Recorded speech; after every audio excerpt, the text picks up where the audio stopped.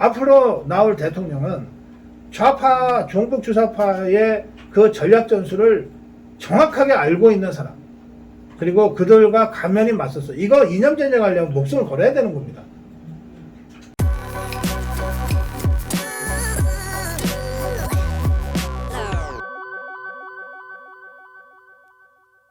지금 포용적 조합주의 동원체제 말씀하셨는데 네. 그럼에도 불구하고 몇몇 분들은 박정희 시대가 권위주의적이었고 인권 침해가 일어났던 건 사실 아니냐는 식으로 비판을 합니다.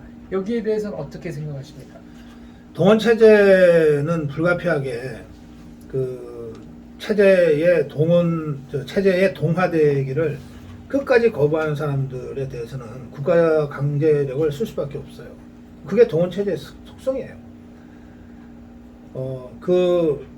그렇게 국가 강제력을 사용하는 범위를 최소화하려고 인클루시브한 방식으로 어떻게든 동화시켜 가려고 노력은 했지만 동원 체제의 성격은 있는 거죠. 그런 것조차 없었으면 우리가 박정희 독재라고 안 하죠. 박정희 민주주의라고 얘기했겠지. 그러니까 그 과정에서 인권 침해 사례가 있었고, 그것은 이제 긴급 조치로 수많은 청년 학생들과 지식인들이 구속되고, 또 몇 차례 이 박근혜 대통령이 이제 공개적으로 인정한 그 인혁당 사건이라든지 또는 유신 체제라든지 이런 이제 이 사건 자체가 대한민국 헌법 가치를 훼손했다. 당신의 아버지 시대에 있었던 일에 대해서 이제 박근혜 대통령이 그렇게 국민 앞에 설명을 하잖아요. 그 부분에 있어서는 뭐 감출 일도 아니고 애써 변명해 줄 일도 아니에요. 그 부분이 있었다는 거예요. 과삼이 있었다. 그러니까 그 박정희 정권이 그 인권 침해가 없었다고 얘기하는 것은 사실과 다르다는 거예요. 있기는 있었다. 있었지. 그걸 뭐하러 네. 그걸 어떻게 그걸 부정합니까? 있었죠.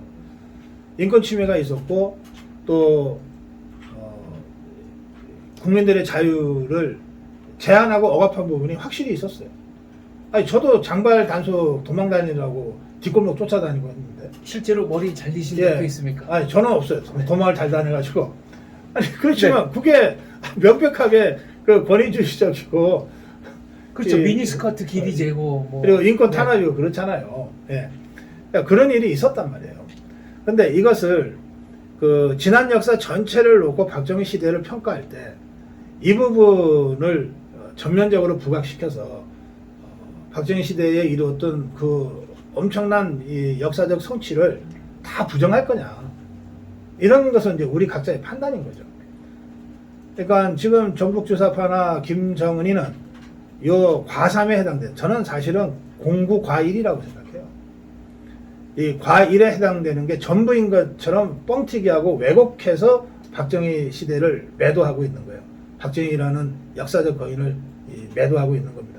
저는 공구에 해당되는 것이 없었으면 지금의 대한민국이 존재할 수 없다. 박정희 대통령이라는 역사적 거인의 역사적 성취 말씀을 하셨는데 네.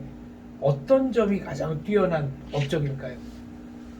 우선 제일 중요한 것은요, 보통 왜 건국의 이승만, 근대화의 박정희 이렇게 얘기하는데 전 제 생각은 좀 달라요. 박정희 이제 경칭 빼고 얘기할게요. 박정희의 가장 그 중요한 업적은 북한의 제2차 남침을 막고 북한과의 체제 경쟁에서 이긴 겁니다. 그러니까 군사력으로 막았을 뿐 아니라 경제 개발을 통해서 예. 남침 가능성 아니, 자체를 모든 점에서 북한과의 체제 경쟁에서 이긴 거예요. 60년대까지는 북한이 거의 모든 영역에서 대한민국보다 앞서 있었어요. 네. 뭐 경제도 앞서 있었고 군사력도 앞서 있었고 다 앞서 있었어요. 그리고 우리는 6.25 전쟁의 폐허 위에서 다시 시작해야 됐거든요. 주 전장이 남한 지역이었지 북한 지역이 아니잖아요. 그래서 완전한 폐허 위에서 다시 했어야 됐기 때문에 그 격차가 꽤 났습니다. 50년대에 북한의 그 GNP와 우리의 GNP, 북한의 군사력과 우리 군사력이 차이가 꽤 났어요. 이것을 본격적으로 따라잡기 시작한 게 이제 60년대 중반부터거든요. 따라잡아서 70년대 초반에 이걸 역전시킵니다.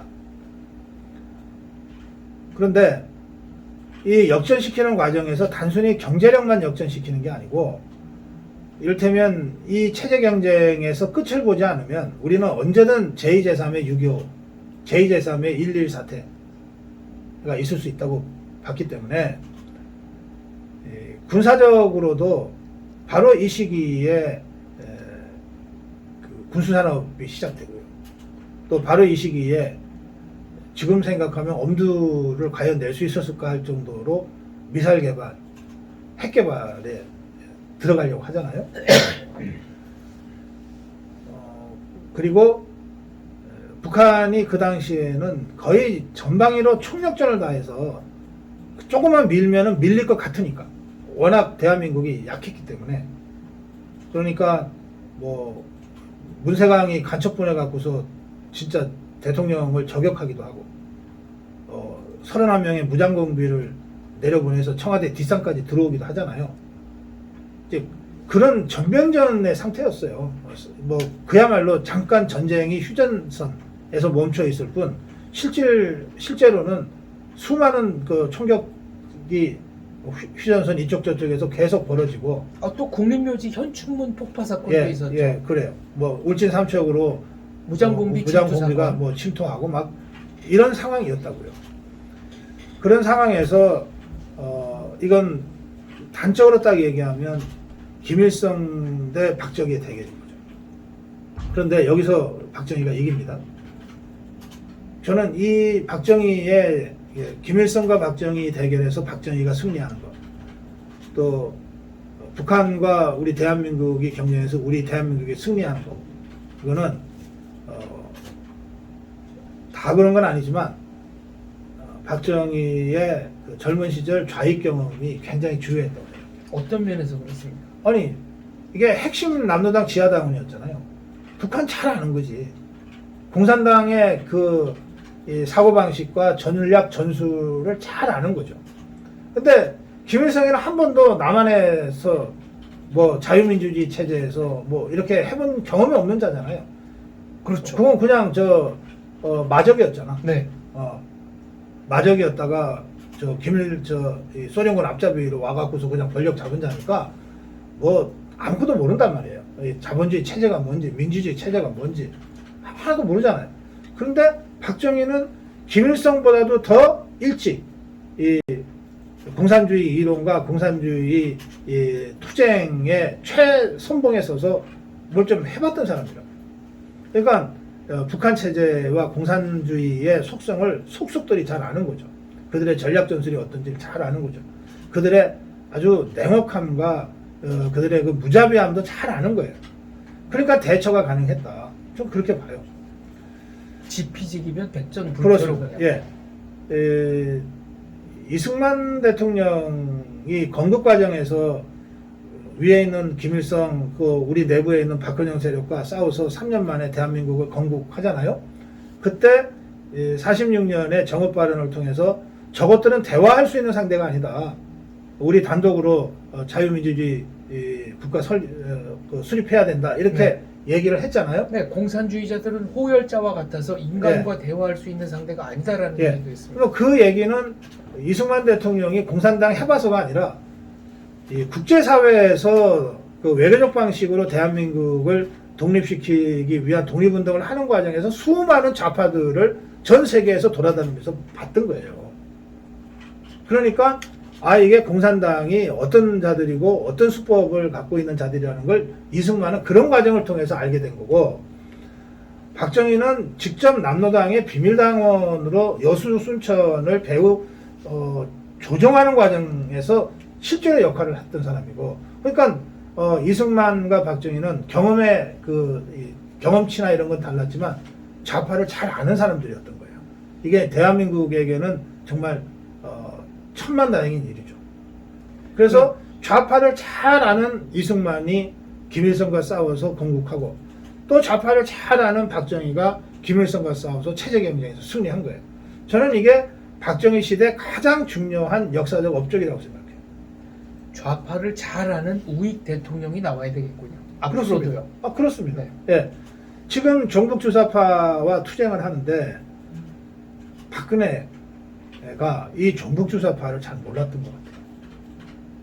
이명박이 이 종북 주사파를 잘 몰랐던 것 같아요. 그 전에는 뭐 우리 쪽 대통령이 아니니까 말할 것도 없고. 그래서 저는 앞으로 이게 체제 전쟁과 이념 전쟁이 끝난 게 아니잖아요. 지금 제 생각으로는 건국의 제1차 이념 전쟁, 체제 경쟁의 제2차 이념 전쟁에 이어서 이제 마지막 제3차 이념 전쟁이 한참 진행 중이에요. 그런데 우리가 기습 공격을 당해가지고 이명박 박근혜 두 사람이 다 감옥에 가는 참담한 패배를 우리가 한번 겪은 거야. 이 전쟁 중에 3차 이념 전쟁 중에 간신히 기적적으로 우리가 회복을 해서 다시 정권은 되찾았지만 제3차 이념 전쟁, 체제 전쟁은 계속되고 있어요. 이거는 10년, 20년 가서 완전히 통일이 되기 전까지는 이게 끝나지 않습니다. 북한이 존재하는 한 어떻게 체제 경쟁, 체제 전쟁, 이념 전쟁이 끝납니까? 북한이 존재하는데? 마지막으로 기댈 때가 있는 거니까요. 예. 안 끝납니다. 그래서 저 북한을 완전히 몰락 붕괴시켜서 자유민주주의 질서로 통일하기 전까지가 이 체제 전쟁이 계속 된단 말이에요. 그러면 앞으로 나올 대통령은 좌파, 종북 주사파의 그 전략 전술을 정확하게 알고 있는 사람, 그리고 그들과 감면이 맞섰어. 이거 이념 전쟁하려면 목숨을 걸어야 되는 겁니다. 실제로 이승만도 박정희도 다 목숨 걸고 한 거 아닙니까? 그렇습니다. 그러니까 그 정도의 결기로 목숨 걸고 좌파와의 이념 전쟁, 종북 주사파와의 이념 전쟁, 체제 전쟁에서 승리할 수 있는 사람을 우리는 대통령으로 가져야 된다는 거예요. 앞으로는.